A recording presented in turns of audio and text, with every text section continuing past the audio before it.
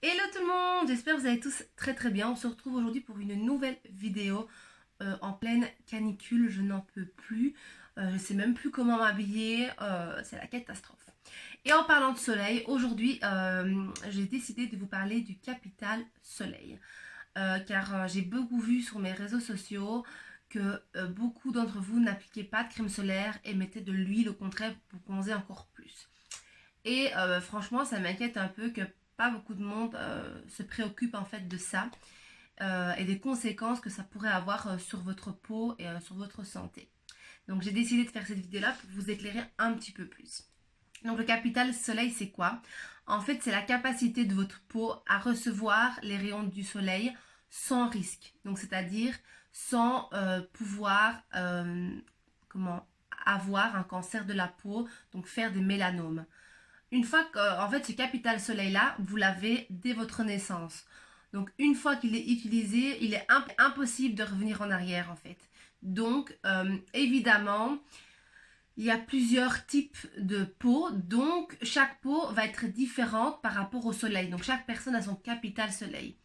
Ce que vous devez savoir aussi, c'est qu'il y a 6 phototypes. Donc, les peaux sont classées dans 6 grandes familles. Donc fatalement, les peaux les plus claires sont les peaux les plus fragiles qui doivent pour certaines même pas s'exposer au soleil, en tout cas le moins possible. Donc le phototype 1, c'est plus les peaux qui sont vraiment très blanches, limite laiteuses. Les personnes ont souvent les cheveux blonds, les yeux clairs ou les cheveux.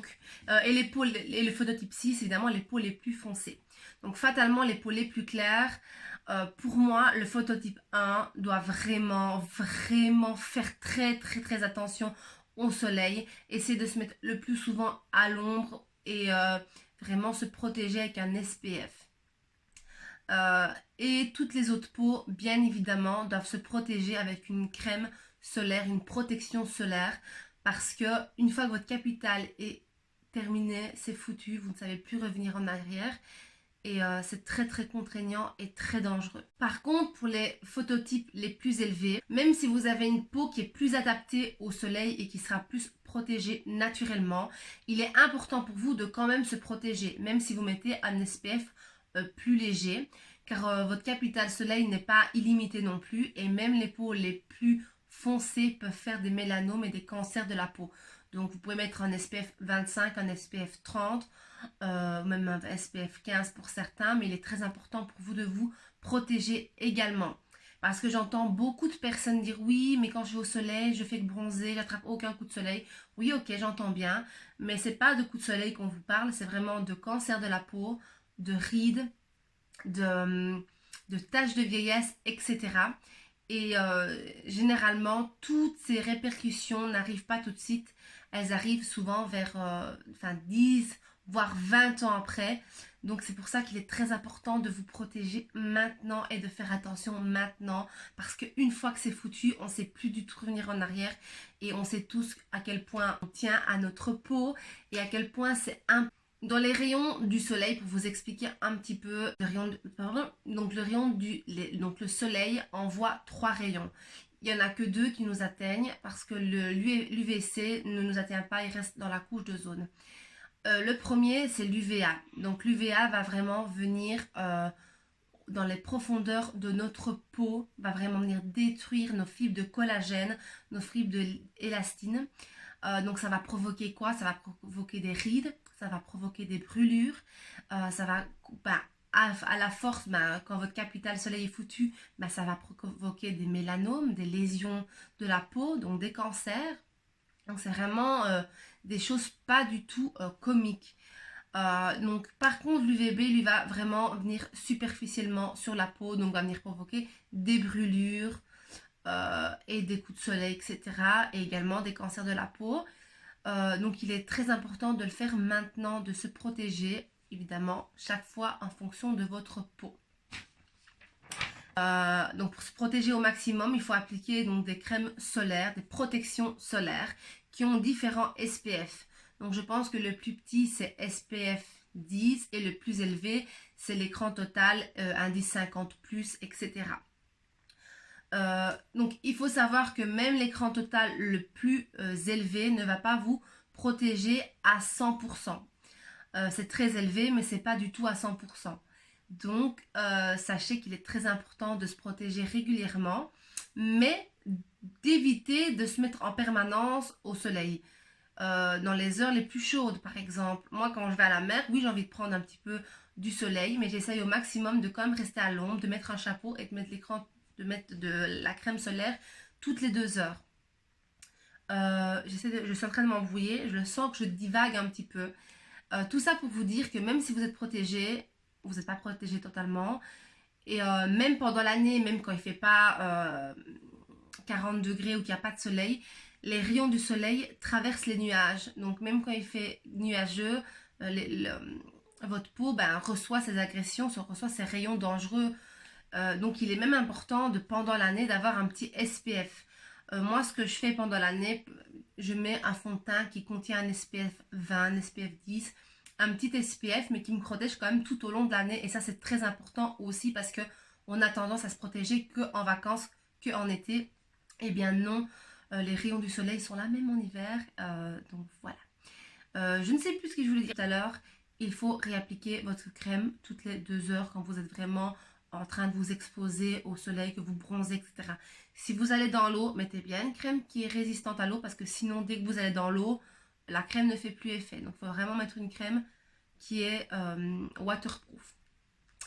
Donc là, je pense que j'ai fait un petit peu le tour. Donc en gros, ce qu'il faut retenir, c'est que les rayons du soleil sont nocifs toute l'année. Donc même pendant l'hiver, appliquez un léger SPF. Que ce soit dans vos cosmétiques, dans vos soins, dans vos crèmes de jour, ça peut être sous forme différente. Si vous allez en vacances, bien appliquer toutes les 2 heures un SPF adapté à votre phototype.